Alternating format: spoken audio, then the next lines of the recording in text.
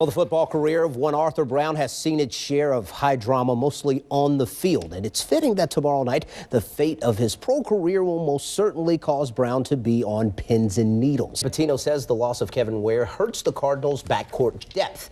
That isn't a problem for Wichita State. A historic moment for the Lady Shocks as they await their selection into the field of 64 in the NCAA Women's Tournament. I'm looking in camera and on TV. The reaction could come any moment. If you're wondering about a statement from head men's basketball coach Greg Marshall, no comment. So definitely still in its early stages. We'll keep you updated on the program's end of things when it becomes available. Kansas advances to its 6th Sweet 16 under Bill Self as they'll take on Michigan next Friday in Arlington, Texas. You can't argue Wichita State basketball overachieving this season, finishing second after a preseason pick of 4th. There was good news and bad news coming from the K-State basketball family tonight. First, the good, as alum and former Wildcat assistant Brad Underwood was named the new head coach at Stephen F. Austin. And then there's this. Under 19 hours, Wichita State and Louisville will tip off right here in Atlanta. Tip off just after 5:07 p.m. Keep it on cake for all of your post-game coverage, win or lose, but we hope a win. Talk about getting hot at the right time. The Wichita Thunder ended the regular season winning 4 of their last 5. They've been even better in the postseason with a perfect 5-0 mark. I need some inspiration. I need some motivation this week. I can't lose. Any advice? You're not much help. This weekend, the Sprint Cup Series makes a stop in Kansas City for the STP 400. Kansas native Clint Boyer still looking for that first victory at his home track at Kansas Speedway. So we are live in downtown Kansas City, and you can see it right there. The snow falling right here in front of the Sprint Center. So beautiful indeed. Chris Frye back here with you. You know, a place where snow is a common theme is Salt Lake City, and that's where Wichita State is playing their 3rd round contest tonight against Gonzaga. Never played tennis in my life, so let's give it a shot. Here we go. Let's go right here. Bam, right there. Go. Once I decide I'm going to do something, I'm going to do it. When they tell me I can't, it's the biggest motivator. If you want me to do something, tell me I can't do it. And I'm going to go, really?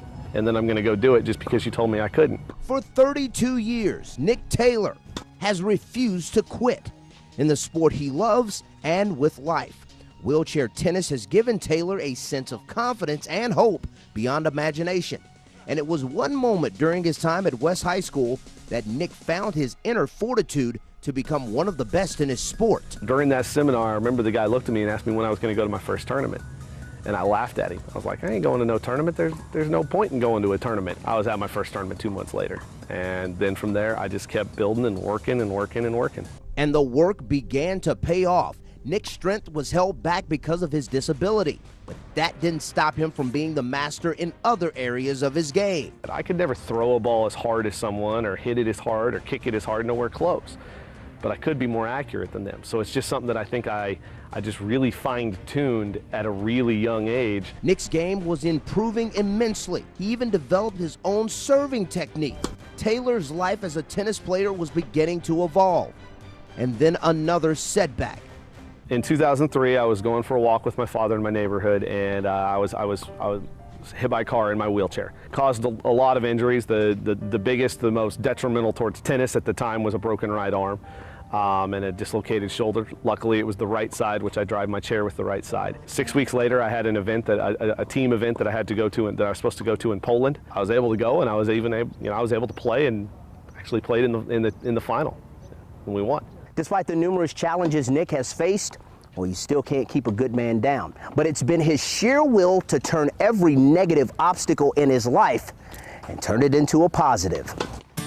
You've got to be willing to try and keep going at it. If it's really worth getting, it isn't going to work right the first time or maybe the 100th time. But if you keep going at it, it finally will. In downtown Wichita, Chris Frye, Cake Sports. In just over 30 minutes, all eyes will be glued on the NFL Draft live from New York City. The Kansas City Chiefs have the #1 overall pick, and they've got so many decisions to make for at least the next 35 minutes. According to ESPN, KC, well, they've decided on who they'll select with that pick if they don't trade it first. 2 choices, both left tackles, Luke Joeckel out of Texas A&M or Eric Fisher from Central Michigan. You have to weigh so many variables and options for the betterment of this organization. When you sit in this seat, you're not only responsible for yourself, but you're responsible for, numerous other things within this organization. So you have to weigh those factors in. And at the end of the day, you have to do what's best for this organization and acquire the best possible players for this organization. Back here in the city, former Kansas State linebacker Arthur Brown will be waiting with anticipation for tonight's draft. Many experts have Brown as one of the top 50 players in this class. But at this point, the Wichita native doesn't care where he's selected. Right now, there's talk that, possibly I will have the chance to, be drafted in the first round, but that's not my main focus. My goal was never to, to be drafted in the first round. Now that I'm here, I really just would like to be a part of a team, that resembles, all that I learned and all that I was a part of at Kansas State.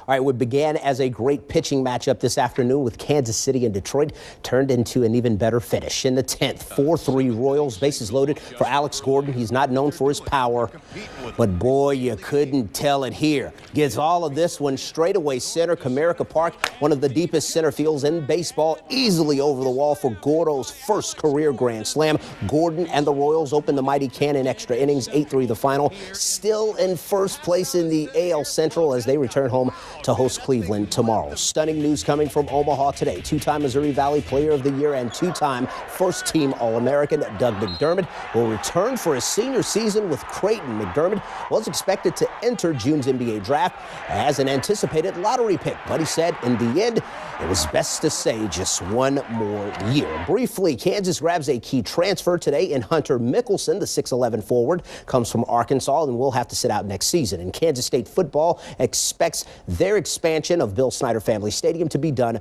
by the season opener. Finally, at North Carolina, look at the entire Tar Heels team. Snap of the ball, everyone falls down, except quarterback Brian Renner. Look at it again. The team, they thought it was funny. They thought it was hilarious. Renner, not so much, not amused. Look what he does. Throws the ball on the ground, takes off his helmet, and bolts toward the locker. Come on, kid, you gotta have some thick skin with that. Is he really upset? I mean, he was upset. Maybe the joke was on the team when he left the field. Yeah. So you never know. Good payback.